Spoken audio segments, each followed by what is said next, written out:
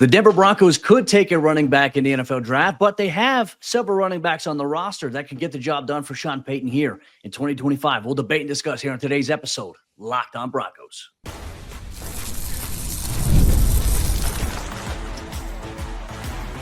You are Locked On Broncos, your daily Denver Broncos podcast. Part of the Locked On Podcast Network, your team every day.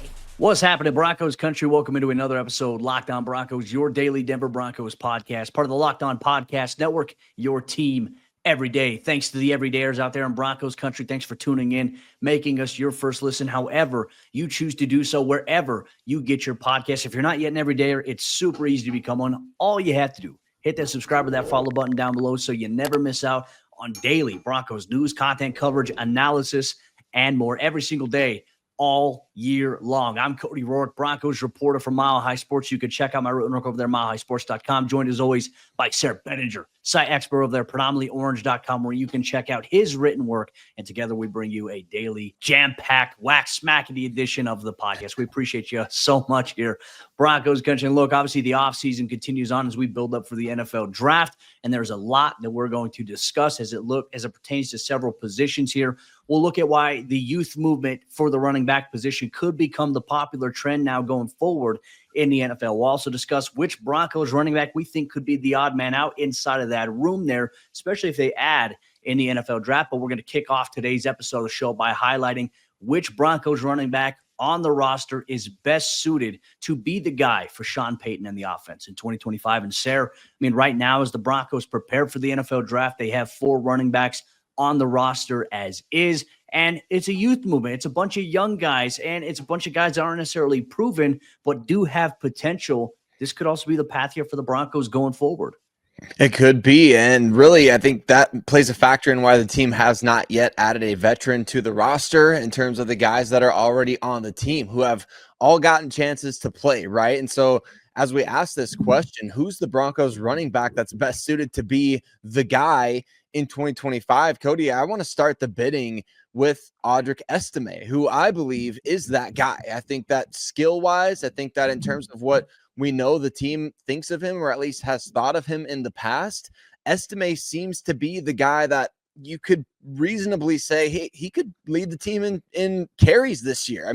He's got the size, he's got the yards after contact ability, he can finish down in the tight red zone, he's got the athletic ability, and certainly is a bit faster than maybe his 40 time would indicate. As we know, he's hit upwards of over 21 miles per hour on the in-game GPS. So this guy has all of the skills. The team at one point had a 3rd round grade on him, but we also know that he got into the doghouse a little bit after the preseason, right? The Broncos let it be known that he was walking around the facility with a ball in his hands because he's fumbling during the preseason. So there's a lot to like about a guy like Estime, but there's also a lot of reason to maybe question even potentially his standing on the roster. Yeah, it's interesting though, because for me, it's like you had this high grade on him, as the Broncos say that they did.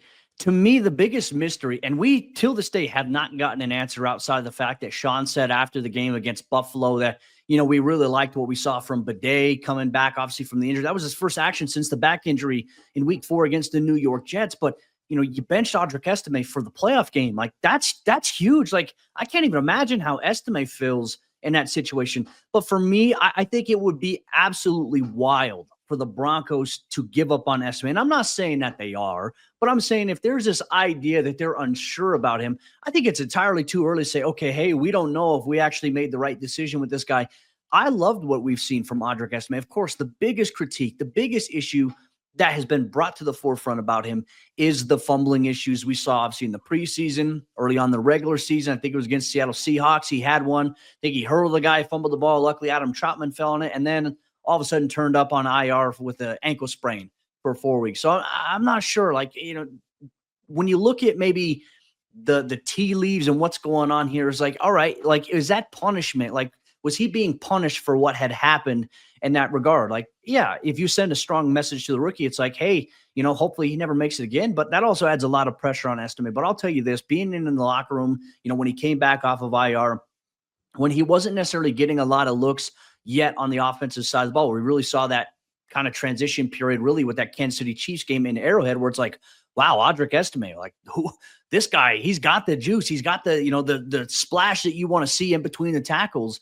And all of a sudden, it's like there was an inconsistency from the running back rotation in terms of who was getting the primary looks one week, who's getting carries. And it's like, wait, why is it garbage time that we're now seeing against the Atlanta Falcons, against the Carolina Panthers, where Audric's now getting, a bulk of these touches? To me, that was a little frustrating. It's like, let's see what you can do here. And I understand, like, there's the affinity, there's that loyalty that Sean Payton had to Javonte Williams.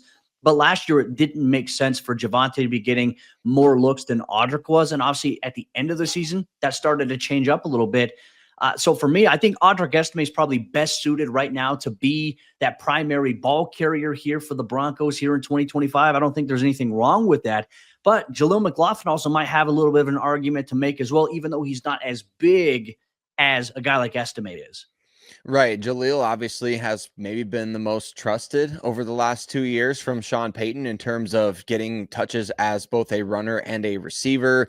And certainly, I think maybe the most productive for this team on a per carry basis or a per touch basis at the running back position. Now, that's not really saying a ton based on how the last 2 years have gone in the running game for the Denver Broncos. It hasn't been very good, to be just really honest about it. And it's been brutal at times. And I think McLaughlin has contributed to that. And so there were stretches of times last season to where it was like handing the ball off to this guy or giving the ball to this guy in general was almost a net negative play.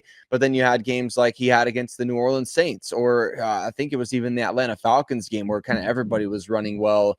And you believe again, right? And so with Jaleel, it is to me about the size issue right there, to where can he be that guy? And the fact that I think he may be the one who has the closest to Joker traits at that position over the last 2 years, and to not really seize that role, to know that it's still a position of emphasis going forward, kind of indicates that, okay, you're not necessarily a joker at the position. You're not necessarily a featured runner at the position. So where does that leave us going forward? Are you change of pace? And does that work with what Sean is trying to do at the position right now and who he's looking to add at the position right now? I think that aspect of the conversation is going to kind of make it a bit more of a tangled web. Yeah. And look, I think I understand the size. Like Jaleel is 5'7". But Jahmyr Gibbs is 5'9". And I think if you can find a way to use Jaleel similar to how, maybe the Detroit Lions use a guy like Jahmyr Gibbs. And look, I'm not saying that Jaleel's the next Jahmyr, but Jaleel's got really good speed to be able to be used, to be a weapon here. I think it just has to come in certain situations, certain personnel packages here. And certainly everyone's talking about, things like pass protection. Jaleel, I thought, stepped up in a massive way in pass pro last season for the Broncos. So it became less of a tendency that when he was on the field, oh, hey, they're going to pass it. Like, they would pass it, but there were times where he's not going out for a route. There's times where he's staying in and he's blocking a blitzing linebacker. He's helped chipping an outside linebacker. I loved what I saw from Jaleel there. There's no fear from Jaleel. There's not a hesitancy to do those things. Like, he does those things there, right? And I think you have to wonder by a committee approach, you can balance it out to where he doesn't have to absorb so much contact in a sense that's negative towards, impacting maybe his ability to run in between the tackles. To me, I think that Jaleel is very well suited for a big time role here. I think he's a safe bet to be able to have a little bit of a dynamic role for Sean Payton this season. But now, look, we've talked about Estime. We've talked about McLaughlin. Tyler Badie is also a guy who demonstrated the ability to have some of those joker traits that maybe Sean is looking for. We saw it in the preseason. I mean, he had such an impressive preseason for the Broncos. And even an under-the-radar guy now that we saw some splashes of in the regular season, Blake Watson. I mean, Sayre, you have two young guys that, you have an idea maybe what you might have with them, things that they can do, but you don't know exactly what they're going to bring to the table just yet. Yeah, exactly. And I think with those two guys, that really adds the wrinkle to the free agency draft conversation. Like, do you prioritize those two guys over who you could potentially add in the NFL draft or free agency? Because you have seen the glimpses. You have made the concerted effort to get those glimpses out there on tape. It's just unfortunate that with Badie, we weren't able to see it for much more than that Tampa Bay game last season, or with Blake Watson, it wasn't more than just a couple of touches against the Chargers, right? We would love to have a bit more of a size sample to work with to be able to actually justify either passing on the free agents or passing on certain guys in the draft. And that just doesn't seem to be the case. And so, like we're going to talk about on today's episode, I think that does leave, there's a couple of short straws, right, to be drawn here for the Broncos at the running back position. As much as the team may like certain guys, or it's an opportunity to say, hey, we are going to sign a veteran. We are going to draft a guy or two, but Watson and Badie aren't being counted out because of that. In fact, it's an opportunity for them to really force themselves in. Well, if the Broncos do decide to add a running back, whether it be a veteran free agency addition late or the NFL draft, who would be the odd man out in the Broncos' current running back room? We'll discuss that much more here on today's episode, Locked on Broncos. Today's episode, Locked on Broncos, is brought to you by our friends over there at the Gametime app. Imagine watching your favorite team live, feeling the energy of the crowd, and witnessing unforgettable moments. There's nothing like experiencing a big game in person, and that's exactly what Gametime brings to the table. Not only can you see some of the best sporting events in your areas, you can see the best concerts, the best comedy events that are coming up. I know in the month of June, Metallica is coming to the Mile High City, and Gametime is the perfect place to get tickets to see them for 2 nights, for their 2-night, no-repeat set list. You can check that out, obviously, inside the Gametime app, and they also have Gametime picks, and their curation makes it easier to find better value tickets to sports, concerts, comedy, theater, and more. It's easy, and you can check the Gametime app, and you'll see all the amazing deals up front, right and center. Plus, they have the lowest price guarantee, or Gametime will credit you 110% of the difference. So check it out today. Take the guesswork out of buying tickets with Gametime. Download the Gametime app, create an account, and use code LOCKEDONNFL for $20 off your first purchase. That's LOCKEDON NFL for $20 off. Download Gametime today. Last minute tickets, lowest price guaranteed.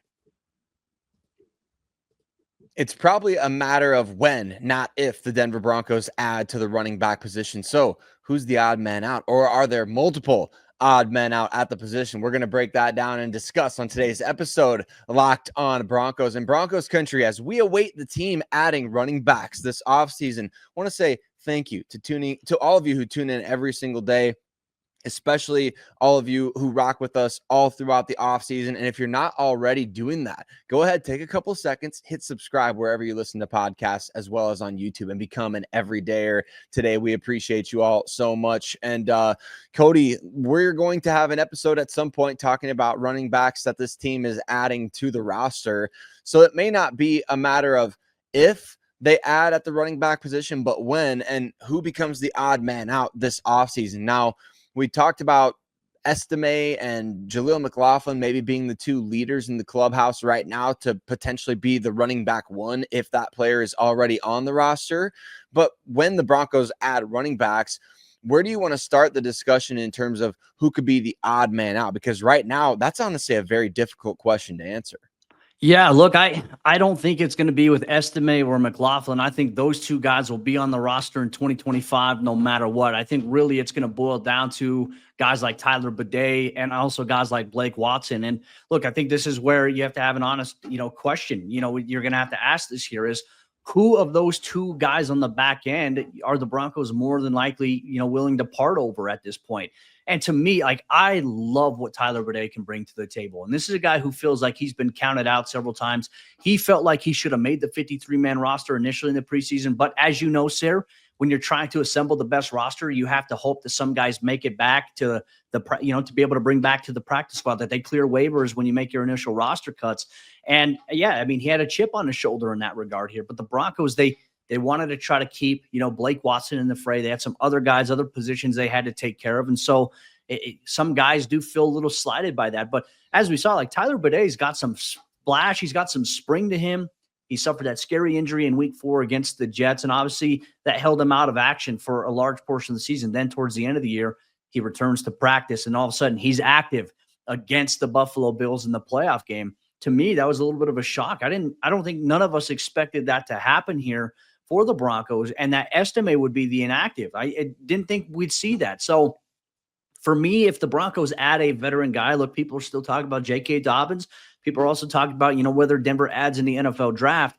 That puts somebody's roster spot into question here. And I think because Blake Watson, is a little bit younger, has some of those Joker traits, and obviously is a guy that maybe the Broncos feel they could stash on the practice squad.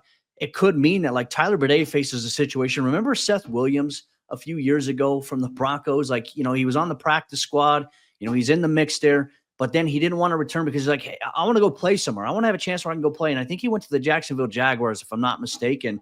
I feel like Tyler Badie is going to be in a situation where he's like, I want to go somewhere where I can play if I'm not going to get the opportunity here in Denver.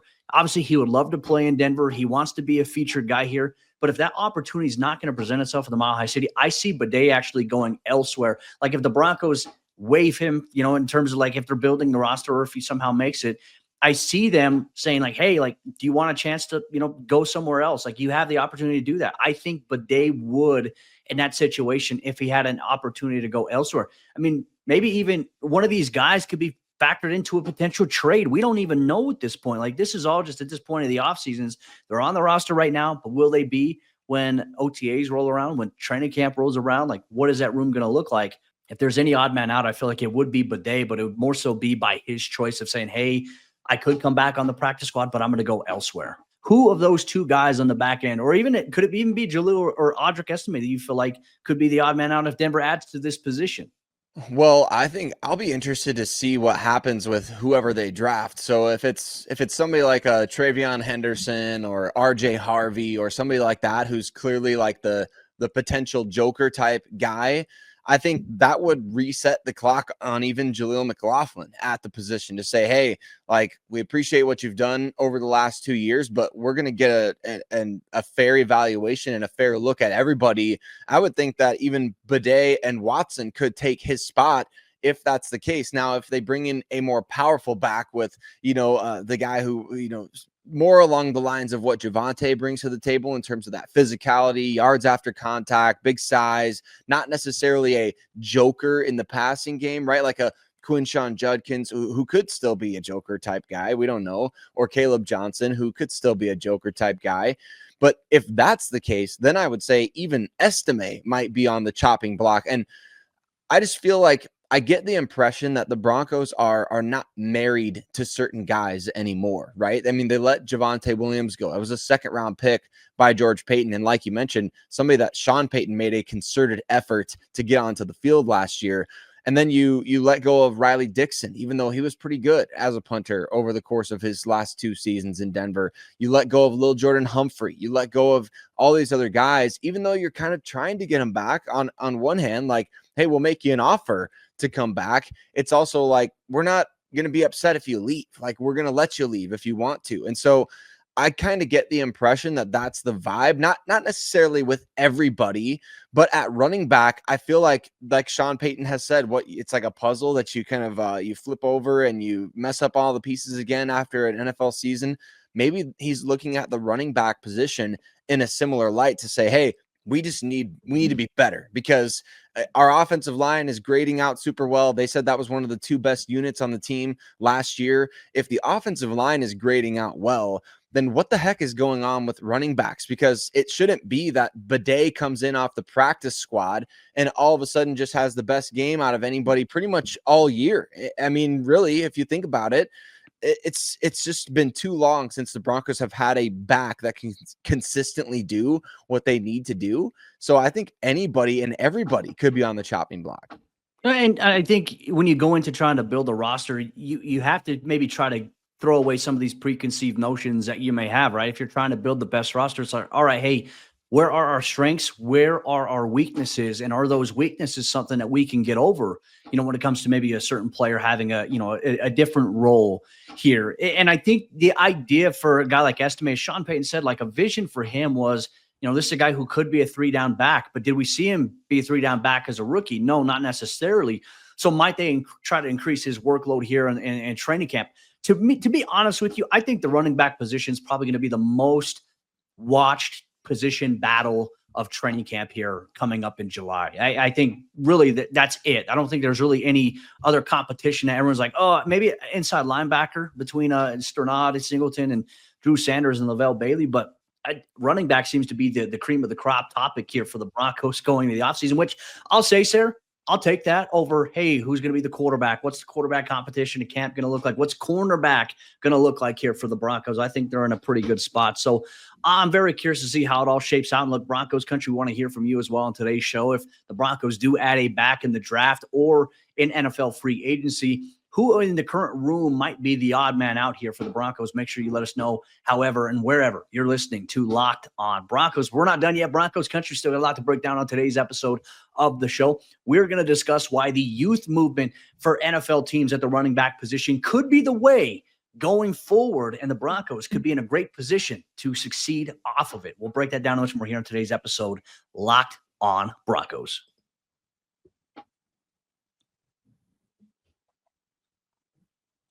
It is time for the fourth quarter on today's episode of Locked On Broncos. I want to say thank you once again to everyone in Broncos Country, all the everydayers and first listeners out there. Thank you so much for making us part of your day, however you choose to do so. When you need Broncos news, content, coverage, analysis, more from an objective point of view, fresh topics every single day, all year long, you know your boy Sayre Bedinger, myself, Cody Roark, we got you covered every step of the way here. Running back is a popular topic right now for this team going into the NFL draft, going into the offseason, and even going into training camp.